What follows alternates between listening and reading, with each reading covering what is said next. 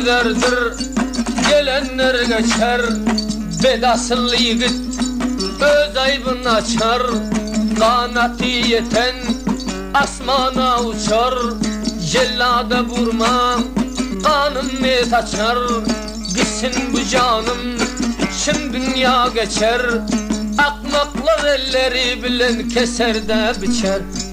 O dünya, o dünya, o dünya, gamxor dünya sen. Işkının veyrana buldum nemxor dünya sen. O dünya, o dünya, yalan dünya sen. Işkından divana buldum, yalan dünya sen.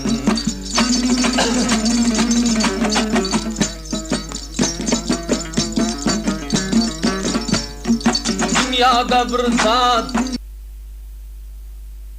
Işkının veyrana buldum nemxor dünya sen.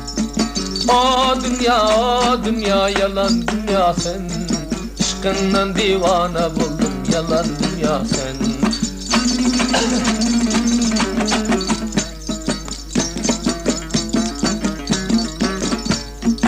Dünyada bir zat doların dime, kazan dolan gün ağların dime.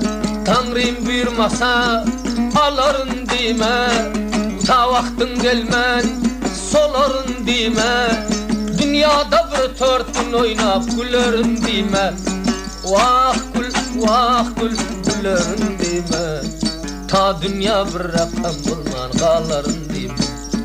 O gülüm, o gülüm, gülerin dime.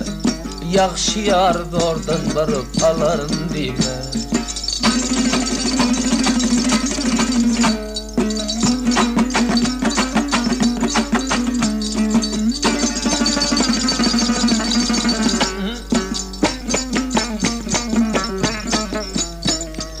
Bilse balık biler, bilmese halık.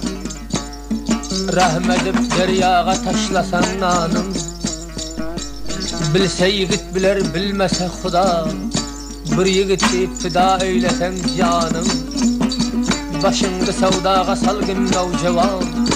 Meger endamında bolsa imanım. Yeten günü sana fena tattırmaz. Yoktur ondan böyle qalar gümanın. Tuttuğuşunu, alkuşunu, ay navcevan şu vakt senin zamanın.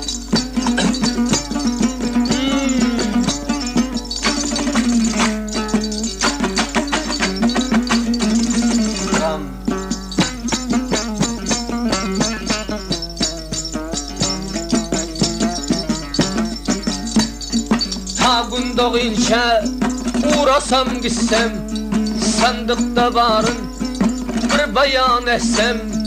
Allah'ın emrin damı tutsam, kalsın bizden bir yadigar dünyadan ötsem. O Leyla, Leyli Mecnun göründü, ağlatma deli Mecnun'u beri durun.